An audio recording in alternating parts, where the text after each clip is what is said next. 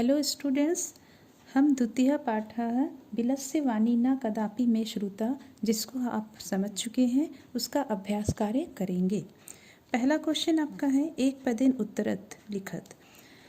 एक पदन उत्तरम लिखत मतलब एक पद में ही आपको उत्तर लिखना है, वन वर्ड में आंसर लिखना है। ज़्यादातर स्टूडेंट्स यहाँ पर ज़्यादातर गलतियाँ करते हैं, वो एक पद की जगह पर वह पूर्ण वाक्य लिखते हैं। यदि एक पद की जगह पूर्ण वाक्य लिखा जाएगा तो एग्ज़ाम में नंबर्स कट जाएंगे। इस बात का विशेष ध्यान रखिएगा। पहला क्वेश्चन देखिए, सिंह से नाम किम। सिंह का नाम क्या है? तो सिंह का क्या नाम था? खरन खरह था। दूसरा है गुहायः स्वामी कः आसीत्। गुफा का स्वामी कौन था? तो गुफा का स्वामी कौन था? दधिपुक्ष था। आप श्रीगालः भी लिख सकते हैं, या फिर दधिपुक्ष या फिर श्रीगालः। सिंह कस्मिन् समय गुहायाः समीपे आगतः। सिंह किस समय गुफा के पास आया? तो सिंह किस समय गुफा के पास आया था? जब सूर्यास्त का समय था। तो सूर्यास्त समय। हस्तपादपादिकाः क्रियाः केषां न प्रवर्तन्ते। हाथ और पैर की क्रिया किस समय कब प्रवृत्त नहीं होती, काम नहीं करती है? जो भय से डरे हुए मन वालों की, जो भय से डरे हुए मन वाले थे, उनकी हाथ और पैर की क्रिया काम नहीं करती है। गुहा केन प्रतिध्वनिता। गुफा किससे प्रतिध्वनित हुआ? तो किससे प्रतिध्वनित हुआ था? सिंह के गर्जन से। तो सिंह गर्जनेन, जो किससे आ जाएगा, तृतीय विभक्ति है, इसलिए यहाँ पर गर्जनेन हो गया है। नेक्स्ट क्वेश्चन देखिए, यहाँ पर आपका पूर्ण वाक्य उत्तर थे, यहाँ पर आपको फुल सेंटेंस में आंसर लिखना है। पहला क्वेश्चन आपका है खरन खरः कुत्र प्रतिवसति स्म। खरन खरः कहाँ रहता था? तो खरन खरः, यहाँ पर कुत्र जो है आपके क्वेश्चन वाले शब्द हैं, इस क्वेश्चन वाले शब्द को यहाँ पर हटा देंगे और बाकी आपको क्वेश्चन से लेना है। खरन खरः कस्मिंश्चित् वने प्रतिवसति स्म। खरन खरः किसी वन में रहता था। दूसरा देखिए आपका महतीम गुहाम दृष्टवा सिंह किम अचिंत्यत। बड़े से गुफा को देखकर सिंह ने क्या सोचा? तो बड़े से गुफा को देखकर सिंह ने क्या सोचा? यहाँ पर देखिए आपको किम को हटा देना है, बाकी क्वेश्चन से लेंगे। तो बड़े से गुफा को देखकर महतीम गुहाम दृष्टवा सिंह अचिंत्यत। यहाँ है आपका आंसर नूनम एतस्यां रात्रौ नूनम एतस्यां गुहायां रात्रौ कोऽपि जीवः आगच्छति, अतः अत्रैव निगूढ़ो भूत्वा तिष्ठामि इति। निश्चय ही इस गुफा में रात को कोई भी जीव आता होगा, यहाँ इसलिए यहाँ ही बैठकर छिपकर बैठता हूँ। फिर उसके बाद आपका देखिए अगला क्वेश्चन है, तीसरा क्वेश्चन, श्रीगालः किम अचिंत्यत। सियार ने क्या सोचा? फिर किम को आप हटा देंगे, क्वेश्चन से बाकी लेंगे। श्रीगालः अचिंत्यत, सियार ने सोचा। तो यहाँ देखिए आपकी क्वेश्चन का आंसर, अहो विनष्टो अस्मि। अरे विनाश हो गया मेरा। नूनम अस्मिन् बिले सिंह अस्ति तर्क्यामि तत् किम करवामि। निश्चय ही इस गुफा में सिंह होगा, ऐसा सोचता हूँ, तब क्या करना चाहिए? अगला क्वेश्चन देखिए आपके घ वाला, श्रीगालः कुत्र पलायितः। यहाँ पर कुत्र की जगह पे आप आंसर लिखेंगे। तो श्रीगाल सियार कहाँ भाग गया? तो सियार कहाँ भाग गया था? दूर भाग गया था। तो श्रीगालः दूरम पलायितः। गुहा समीपा आगत्य श्रीगालः किम पश्यति।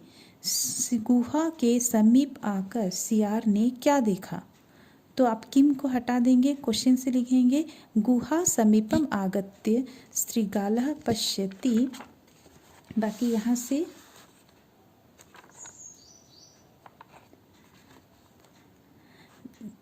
लिखेंगे सिंह पद पद्धति गुहायां प्रविष्टे दृश्यते न च बहिरागता।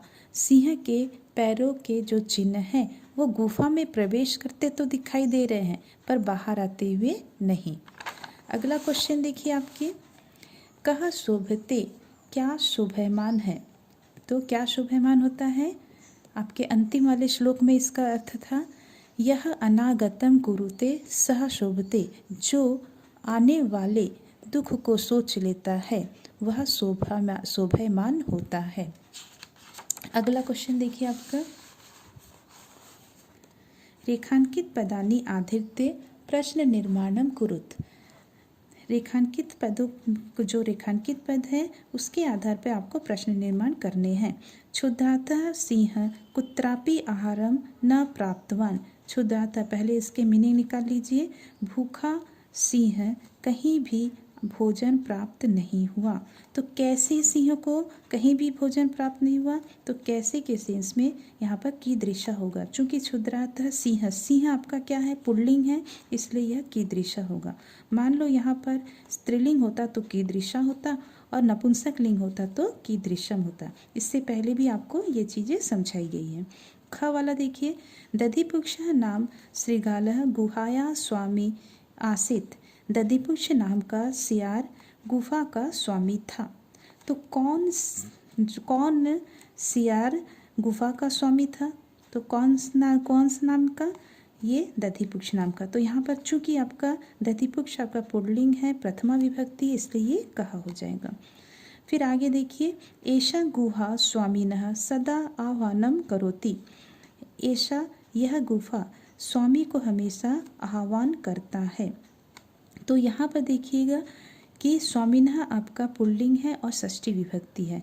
तो यह जो गुफा है वो किसका हमेशा आह्वान करता है, किसका, तो आपके षष्ठी का सेंस आ रहा है। तो यहाँ पर चूंकि पुल्लिंग है, षष्ठी है, इसलिए यहाँ पर कस्य हो जाएगा।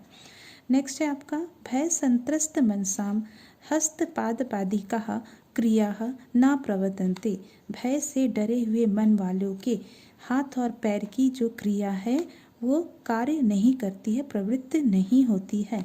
तो यहाँ पर क्वेश्चन बनेगा, भय से डरे हुए मन वाले की किस प्रकार की क्रिया प्रवृत्त नहीं होती, काम नहीं करती है। तो किस प्रकार की, षष्ठी लग जा रहा है, किस में का, किसके का षष्ठी लग रहा है, और सब आपका यहाँ पर स्त्रीलिंग है तो षष्ठी हो जाएगा कीदृश, और या फिर आप कहा भी लिख सकते हैं प्रथमा विभक्ति के आधार पर।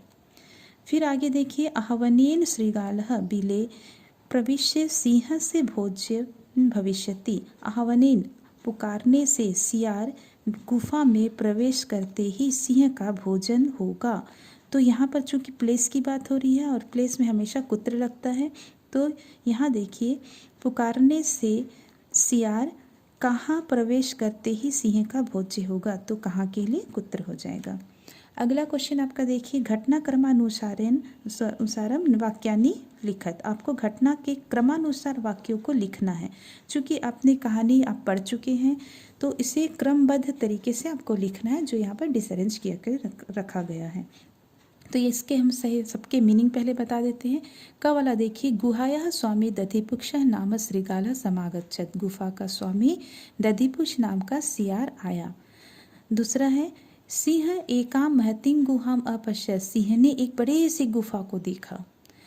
ग वाला, परिभ्रमण, सिंह क्षुधार्तो जाता। घूमता हुआ सिंह भूखा प्यासा था, भूखा प्यासा सिंह घूमता रहा। घ वाला देखिए, दूरस्थः श्रीगालः रव कर्तुम आरब्ध। दूरस्थ, दूर से ही सियार आवाज करना प्रारंभ किया। सिंह श्रीगालस्य आह्वानम अकरोत्। सिंह श्रीगाल को, सियार को पुकारता है। दूरम पलायमानः श्रीगालः श्लोकम अपठत्। दूर भागते हुए सियार ने श्लोक को पढ़ा। गुहायां कोऽपि अस्ति इति श्रीगालस्य विचारः। गुफा में कोई है, यह सियार का विचार था। इसको आप सही क्रम से अरेंज कर लेंगे। अगला देखिए आपका यथा निर्देशम उत्तरत। यहाँ पर आपको निर्देशन के अनुसार, जैसा निर्देश दिया गया है उसके अनुसार आपको उत्तर लिखने हैं। पहला है आपका, एकां महतीं गुहां दृष्ट्वा सः अचिन्तयत्। अस्मिन् वाक्ये कति विशेषण पदानि संख्याया सह पदानि अपि लिखत। यहाँ एकां महतीं गुहां दृष्ट्वा सः अचिन्तयत्, एक बड़े से गुफा को देखकर उसने सोचा। अस्मिन् वाक्ये, इस वाक्य में कति विशेषण पदानि, कितने विशेषण पद हैं। संख्याया सह पदानि अपि लिखत, संख्याओं के साथ पद भी लिखिए। मतलब आपको यहाँ बताना पड़ेगा कि इस सेंटेंस में कितने विशेषण हैं, उस विशेषण की संख्याओं के साथ विशेषण को भी उल्लेख करना है। तो यहाँ पर देखिए सबसे पहले हम विशेष देखेंगे। विशेष यहाँ पर गुहा है, तो ये गुहा की क्या क्या विशेषता बता रहा है, एकाम और महतिम, दो विशेषता बता रहा है। तो यहाँ पर दो विशेषता हो जाएगा, एकाम और महतिम। दूसरा देखिए आपका तद अहम अस्य आह्वानं करोमि, अत्र अहम इति पदम कस्मै प्रयुक्तम। तद अहम, तब मैं इसको पुकारता हूँ, अत्र अहम इति पदे कस्मै प्रयुक्तम, यहाँ पर अहम शब्द किसके लिए प्रयुक्त किया गया है। तो तब मैं इसे पुकारता हूँ, ऐसा कौन सोचा था, सिंह, है ना। सिंह जब गुफा के अंदर था उसने सोचा कि यह सियार नहीं आ रहा है क्योंकि शायद ये जो गुफा है वो उसे पुकारता होगा, मेरे डर से नहीं पुकार रहा है, तो मैं ही इसे पुकारता हूँ। ऐसा किसके लिए इसे मैं शब्द सिंह के लिए प्रयोग किया गया है, तो सिंह के लिए, चूंकि सिंह के लिए अपादान है या तो यहाँ पर आपका चतुर्थी हो जाएगा और सिंहाय हो जाएगा। यदि त्वं मां न आविशसि अस्मिन् वाक्ये कर्तृपदं किम, यदि तुम मुझे नहीं पुकारती हो, अस्मिन् वाक्ये कर्तृपदं किम, इस वाक्य में कर्तृपद क्या है। तो यहाँ पर हमको कर्तृपद निकालना है, सब्जेक्ट निकालना है। तो सबसे आसान तरीका है कि हम सबसे पहले क्रिया निकालेंगे और क्रिया पे क्वेश्चन करेंगे कि वह काम कौन कर रहा है। जैसे यहाँ पर क्रिया है आव्यससी, पुकारोगी, तो कौन पुकारेगा, तुम पुकारोगी, तो ये त्वम आपका क्या हो जाएगा, कर्तृपदम। अगला क्वेश्चन देखिए आपका, सिंह पद पद्धति है गुहायां प्रविष्टा दृश्यते, अस्मिन् वाक्ये क्रियापदम किम। सिंह पद पद्धति, सिंह के जो पैरों के चिन्ह हैं गुफा में प्रवेश करते दिखाई दे रहे हैं, इस वाक्य में क्रियापद क्या है। तो यहाँ पर क्रियापद निकालना है, तो यहाँ तो आसानी से दिख जा रहा है, दिखाई देते हैं, तो दृश्यते आपका क्रियापद हो जाएगा। वने अत्र संस्थस्य समागता जरा, अस्मिन् वाक्ये अव्यय पदम किम।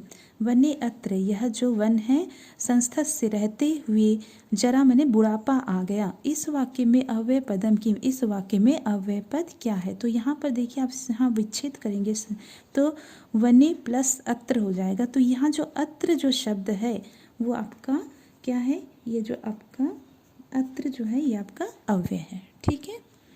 अब नेक्स्ट में देखिए, मंजूषाता अव्यय पदानि चित्वा रिक्त स्थानानि पूरयत। अब मंजूषा से अव्यय पद को चुनकर रिक्त स्थान की पूर्ति करनी है।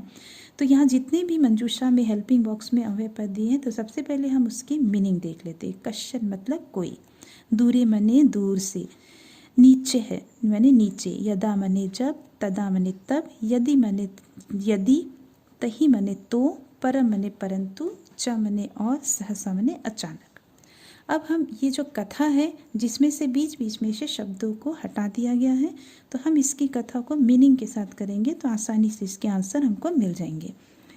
यहाँ स्टार्ट करते हैं। एकस्मिन् वने डैश व्याधः जलम जालम विस्तीर्य डैश स्थितः। एकस्मिन् वने, एक वन में, डैश व्याधः, कोई शिकारी, व्याधा मने शिकारी, तो कोई शिकारी, कोई के लिए कश्चन हो जाएगा। जालम विस्तीर्य, जाल को फैलाकर, डैश स्थित है, दूर चला गया, दूर चला गया तो दूरे। क्रमशः आकाशात् सपरिवारः कपोतराजः डैश आगच्छत्। क्रमशः इसी दौरान आकाश से परिवार समेत कपोतराजः, कबूतर का राजा, डैश आगच्छत्, नीचे आ गया, नीचे आ गया तो नीचे हो जाएगा। डैश कपोतः तंडुलाम अपश्यन्, डैश कपोतः, जो कबूतर है, जब कबूतरों ने, जब के लिए यदा हो गया, जब कबूतरों ने चावल के दानों को देखा, डैश तेषाम लोभा जाता, तब उन्हें लोभ हुआ, तब के लिए यहाँ तदा हो जाएगा। परम राजा सहमता नासीत, परंतु राजा सहमत नहीं था। तस्य युक्ति आसीत, उसका विचार था। डैश वने कोऽपि मनुष्य नास्ति, यदि वन में, तो यदि का यदि हो जाएगा यहाँ पर, यदि वन में कोई भी मनुष्य नहीं है। यहाँ पर प्रिंटिंग मिस्टेक है, यहाँ पर फिलप्स है, तो यहाँ पर फिलप्स होगा। तो डैश कुतः तंडुलानाम संभव है, तो कहाँ से चावल के दाने संभव है, तो के लिए यहाँ पर तही हो जाएगा। डैश राज्ञः उपदेशम अस्वीकृत्य कपोतः तंडुलान खादितुं प्रवृत्तः जाले डैश निपतितः। डैश राज्ञः परंतु राजा के उपदेश को, परंतु के लिए परम हो जाएगा, परंतु राजा के उपदेश को अस्वीकार करके कपोतः जो कौवा है वो चावल के दानों को खाने के लिए प्रवृत्त हो गया। जाले च डैश डैश निपतितः, और जाल में, और चूँकि हमारा और जो शब्द है बाद में आता है ना, तो और जाल में फंस गया। अतः उक्तम, इसलिए कहा गया है, डैश विदधित न क्रियाम, अचानक ही बिना सोचे समझे कार्य नहीं करना चाहिए। अचानक ही, तो अचानक के लिए सहसा हो जाएगा।